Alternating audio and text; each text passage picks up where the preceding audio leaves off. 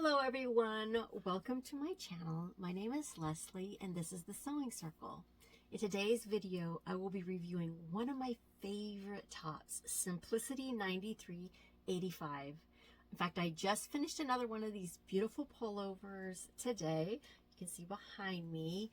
Now, I can't wait to show you the details of this pullover. This is the pattern and I'm mashing together view A and view B into just a lovely winter addition to my wardrobe. If you are new here, welcome. Thank you for stopping by. I hope you will consider subscribing before you leave. I would love to have you join my circle and welcome you into the sewing community. Thank you so much to my dear subscribers. You guys have been blowing me away. You continue to show up and comment and interact in my channel. Thank you so much. I have noticed some questions about the bag that was created last week, and I will be addressing some of those questions at the end of this video. Give this video a thumbs up and leave a comment below. It always helps me and lets me know how you're doing and how I'm doing. Please let me know if you have made this pattern. Please tell me about it. What did you think of it? Do you like it? And if you have a favorite wintertime top, I would love to hear about that from you. I'm always looking for new inspiration. Now, last week I introduced to you my challenge hashtag, what do I have in my hand? I wanted to review that hashtag again. Some of you said you're going to join me in that. I'm so excited. That hashtag it comes from me being a mom of 12 and just trying to make ends meet or figuring out ways to come up with things for my children last minute for school projects, for Halloween, for anything they want to do, jumps for their bikes. Like, what do we have? What do I have in my possession? What do I have in my hand that I could use to remedy a problem, create a solution, or create something new? So that hashtag applied to my sewing room is really important. I have this little tiny sewing trailer. I don't know if you can see behind me. It's small. And I've renovated it into my sewing room and love this space. Love it so much, but I cannot let it get too full. So my challenge for myself, and I'm inviting you to join me, is to use what I've already purchased. Use what I have. When I'm inspired to make something, can I do it from what I've already got in my hand? So I did look for another piece of material for my lovely top here, and I was excited to find this piece. This is a piece that I got from a subscription. I think it was to Knit Pop, but I'm not sure. I will try to let you know, but it was years ago. I think I got this piece of fabric maybe 5 years ago and have had it in my trunk with a lot of my favorite fabrics. Now, I don't know if you're like me, but sometimes I get a hold of something new and I love it so much that I don't use it. Please raise your hand down below if that is you. Have you ever bought a piece of fabric and then you just don't know exactly what you want to make out of it? You don't know, if you don't want to destroy it, you don't want to mess it up just making something or anything. And so this piece was one of those. And part of the issue for me with it was these big roses. I wanted to place them well on the top, and I'm really happy with how I did. Now, this pattern is fantastic. I don't know if you can see this, but pardon me, I am suffering from a cold. It takes pleats in these sleeves, and when you put those pleats into that sleeve sets in so nicely. Now, that can be very, very intimidating to a new sewer. Stay tuned. I'm going to show you how I do this, how I handle that pattern. It also has the option for a very long cuff, which I love. This looks so nice on because this cuff creates a poof in this sleeve, lifting it, as you can see on this picture, lifting the sleeve a bit to give it a very classy look. I also love view see here the band on the bottom. I am a smaller waisted woman with a bigger bust, and I like to have this band to draw everything in at the bottom of my pants rather than tucking. I don't really like tucking a lot of things. So I have been enjoying this. I made this, if you don't remember, and I'll pop it up in the pictures here, but I made this in a tie-dye knit the end of last summer for fall, and I have been wearing the tie-dye knit. I love it. I have another piece similar to it that I may make into this top as well. I haven't decided yet. Now, hold on just a minute. This is the sleeve pattern that I used, and as you can see, there are dots and lines, and sometimes these can be intimidating. What I do is when I'm cutting out my sleeve, while the pattern's still on, I cut slits in my fabrics at each of these lines, just tiny little slits at the top, and then I begin folding and pinning all of those all the way across in both directions. You can see the directional arrows. I pin all the pleats in as I'm cutting out so that when I go to put this together, it's already been prepared for assembly. I really like that because I don't like to sit down to sew and then have to get up and stop and fix these kind of things, pin these kind of things in place. So that's my tip. I find it to be very fast and easy. Once they're all pinned, I just top stitch around the edge, and then it's all ready to assemble the top.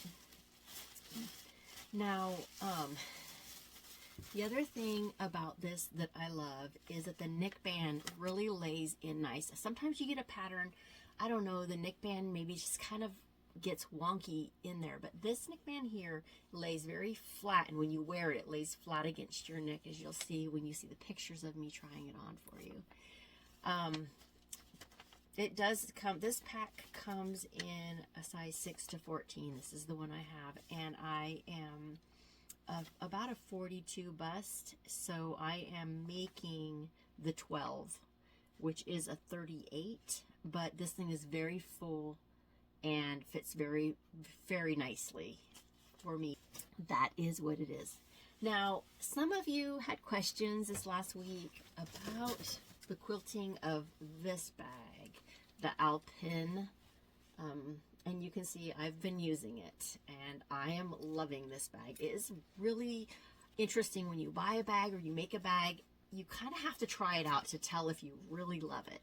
I am loving this bag. It fits all of my keys and everything's a little lumpy right now because of my keys and things, but it fits everything into it that I want to have in it, and opens and closes very easily, fits on the body so nicely, matches so many things. But your question was about the quilting. Some of you had questions about the quilting.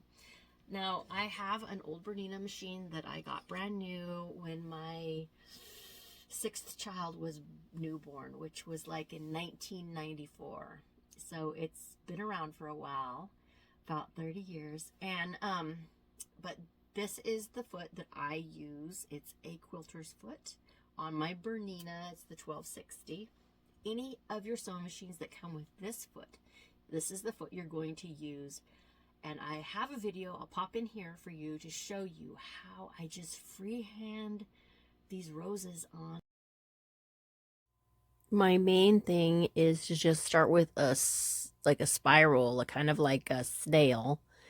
And then from there, I just start adding some bigger, like petal looking things, and just make my way around the rose just to kind of make it look like kind of like a rose. And once I get the petals done, I will go and make some leaves on it. Just try to make it look balanced and even. Kind of just try to make sure that I stay on the quilting lines. I don't make extra lines that aren't part of the rose. So like here down the middle of the leaf, I go back up, and there it is. There's the completed quote unquote rose quilting. And yeah, I hope you'll give it a try. It's really fun to use your machine to quilt different items, create unique pieces of fabric out of things that you might have already. The important part when you're quilting is to make sure you have a really high quality backing fabric, like I have a really high quality cotton on the back, and then you have a batting in the middle, and then a top piece that you're going to quilt on. And I just put that fabric, I put it all together, I pin it together, and then I stick it in the machine, and I'll go around designs. You can do hearts, you can freehand whatever you want when you're using that foot on your sewing machine. Now, I've heard some people drop their feed dogs for freehand quilting. I do not. I just leave my feed dogs, and I can go forward and backwards. It doesn't matter. It works for me.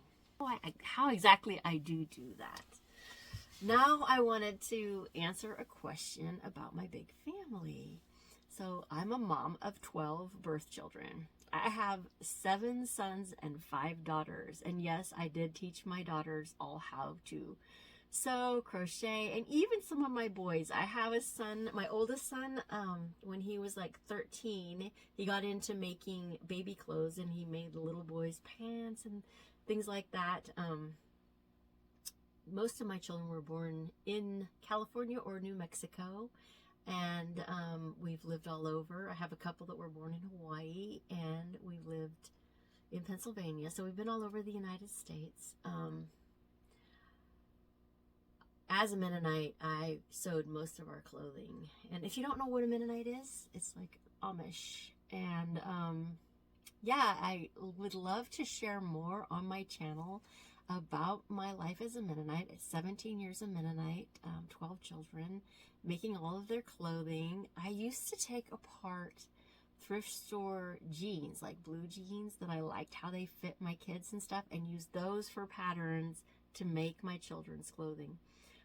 My little girls' dresses, of course, were the little plain dresses, and sometimes I did use even costume patterns to create patterns off of for my daughters. The Mennonite plain people do believe in frugality. They sew their own clothing. They, lots of them raise their own garden, can, freeze. I've done it all. So if you have any questions about that, I would love to share more of that. I do have in my storage shed all of my old Mennonite clothing, dresses for myself, dresses for my daughters. It's a huge box in there that I have not unpacked in years and years. And I would love at some point to start sharing more about that sewing here on my channel, because my channel was created from my experience as the Mennonites, when we would gather in sewing circle with our sewing machines and sew up items for third world countries, or we would gather in sewing circle around a quilt and hand quilt while older ladies sat around with younger ladies and teenage girls and little children, and we shared recipes and tips and taught each other all the life skills that we know. You know, I really miss that, and I think that we could use more of that in our life. So that is one of my goals in the sewing circle, is to share what I know. Now, isn't it amazing when we know something, we don't always realize how much we know? And so I'm interested also in learning from you. If you have any tips, tricks, or ideas for my channel for sewing that you would love to share with me or pass on to me, I would love to hear about it. Well, thank you for joining me today. I had a lot of fun hanging out at the Sewing Circle. I hope you have a great week, and like, subscribe, and comment. Tell me what you're working on. Have a great day.